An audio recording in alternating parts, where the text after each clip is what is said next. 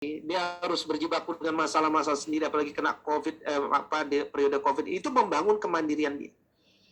Dan kemudian kita supply dengan kemampuan entrepreneurship sejak awal, ya. Dan saya sampaikan bahwa kuliah dimanapun sama, tapi kuliah itu sebenarnya hanya membangun pola pikir, membangun jaringan, ya. Pekerjaanmu belum tentu kok sesuai dengan kuliahmu. Berapa banyak anak IPB malah jadi direktur di bank, ya kan? Berapa banyak anak ekonomi malah jadi peternak. Ini kebalik-balik dunia ini, ya kan?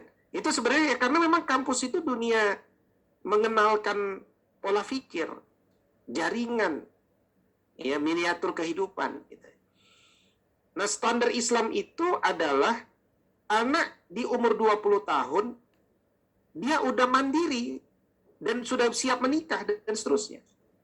Ya, kita berkaca dari sosok-sosok seperti Usamah bin Zaid bin Harithah. Umur 18 tahun diminta oleh Nabi untuk jadi pimpinan perang. Ya. Yang dipimpin orang-orang tua, orang-orang besar. Itu anak umur 18 tahun itu. Ya. Jadi, dan itu saya lihat terus berulang, bahkan sampai di masa-masa keulamaan di bangsa ini, ya. Kita lihat Haji Agus Salim, Muhammad Natsir, dan seterusnya. Ini umur-umur 20, apalagi Buya Hamka. Umur 20 sudah keliling daerah. Ya, sudah ketemu banyak orang-orang besar. Itu yang harus kita bangun, ya, bahwa anak-anak umur 20 tahun itu dia sudah siap, ya. Dan dengan teknologi akhir zaman ini, orang jadi kaya itu nggak perlu nunggu tua. Ya. Umur 20 anak sudah bisa penghasilan puluhan juta hari ini. Ya. Nah, itu yang kemudian harus kita bekali kepada mereka bahwa dunia sudah berubah.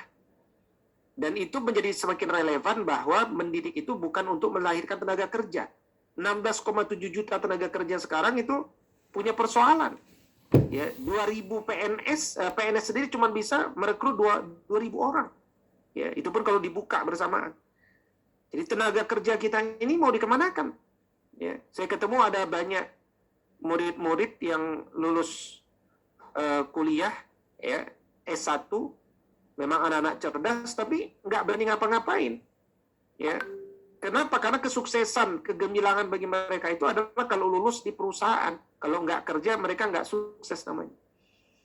Nah, maka paradigma kesuksesan, ya, kemandirian ekonomi itu harus kita bangun. Maka sedini mungkin anak-anak kita biasakan untuk mandiri secara ekonomi, kita bantu mereka. Ya, bagaimana supaya mereka punya ide-ide bisnis, berkembang, maju, ya. Dan kemudian mulai memisahkan dari rumah kita. Kemudian yang kedua, ilmu tentang berkeluarga itu memang perlu kita hadirkan.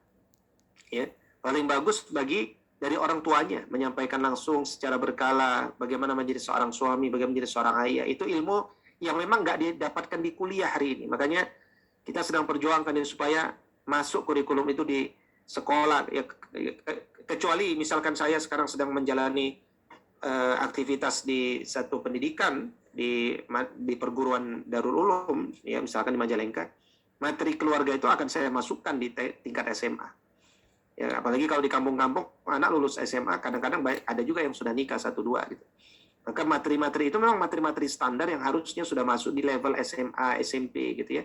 Materi-materi berkeluarga itu secara khusus. Maka materi berkeluarga, materi entrepreneurship ini adalah materi yang saya kira harus kita sampaikan. Makanya sekarang kelas-kelas pranikah itu ramai dan banyak itu yang ikut anak-anak muda itu karena memang mereka nggak dapatkan informasi itu di lembaga pendidikan formal hari ini. Ya.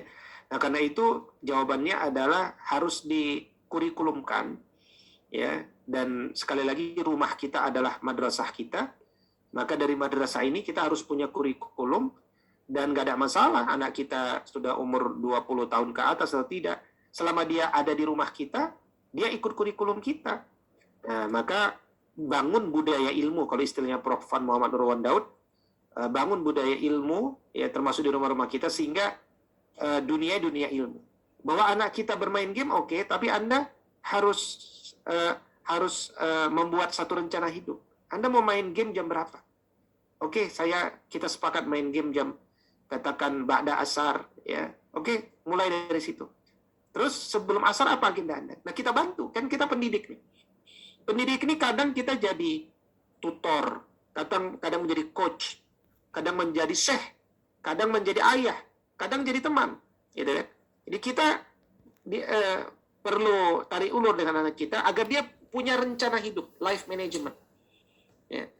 Karena pada akhirnya nanti itulah kebahagiaan ketika mereka bisa mandiri dalam bagaimana mengatur waktu-waktu mereka. Ya. Dan itu akan lebih mudah ketika mereka dekat dengan Quran, karena Al-Quran itu kan mendorong pemikiran manusia. Allah katakan waja'alna al-laila libasa waja'alna an-nahara ma'asya. Kami jadikan malam untuk istirahat, siang untuk cari maisha. Itu kerangka-kerangka berpikir itu sudah dibangun oleh Al-Quran.